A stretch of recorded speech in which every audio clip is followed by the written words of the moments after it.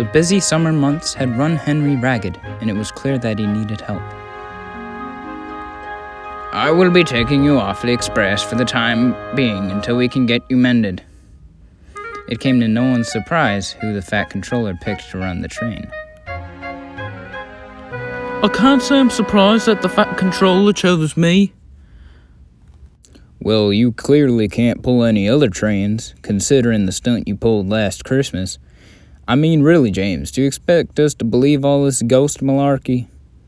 The sheds erupted into laughter, much to James's dismay. A few weeks later, James pulled into the station ready to pull the express, and full of gusto. He sidled up next to the coaches and was just about to back down onto them when he noticed a big green engine. It was Henry, fresh out of the works. Oi, what's going on here? Well, I think it's pretty clear. I'm taking the express, chortled Henry. Well, what am I meant to be doing? Likely. What? Odd jobs, guffawed Henry as he left the station. James waited and waited, until eventually, some coaches were shunted behind him. Some rowdy school children stormed the platform. The fat controller stepped out of his office. James, due to a change in schedule, I have assigned you to a school excursion. You will show them the great sights and the museum. Oh, great, said James sarcastically as he slunk out of the station.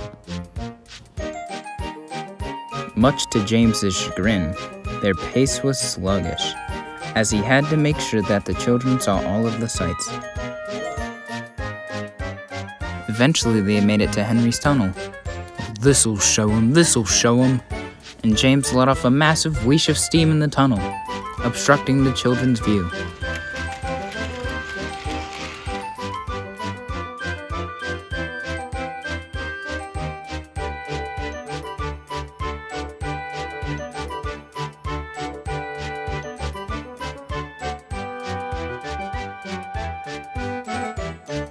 After James had taken the children to the museum, he sat in the sidings, filling up on coal. However, he felt a bit stuffed up. Driver, I don't feel well.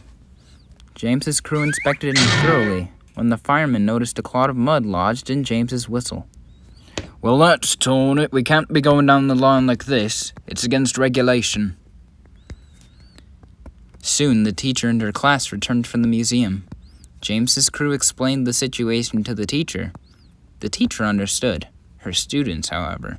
Oh, how are we supposed to get home? The museum was so boring. They didn't have any interesting stories. Do you have any, James? Well, I don't really think so. Oh, yes, he does.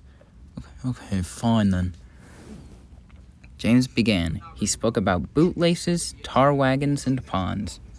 The students stood in amazement, and James loved the attention. Eventually, the firemen got the mud dislodged, and James could finally leave.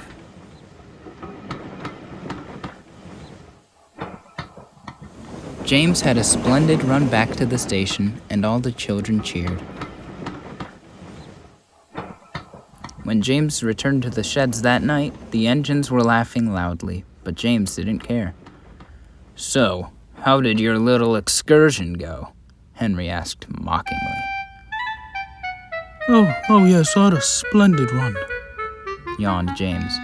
And before Henry could make another remark, James fell fast asleep. The next morning, James had just finished delivering a freight train to the junction when Bertie Bus came storming into the station. My driver said you were 15 minutes late last night. How embarrassing. However, I shouldn't have expected anything less from a steam engine. Before James could leave, Thomas came, and he was none too pleased. Are you serious, Bertie?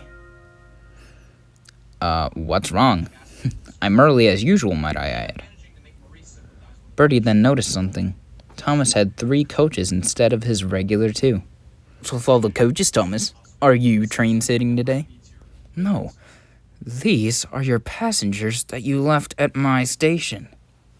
Bertie's face went red with embarrassment, and he quickly buzzed out of the station.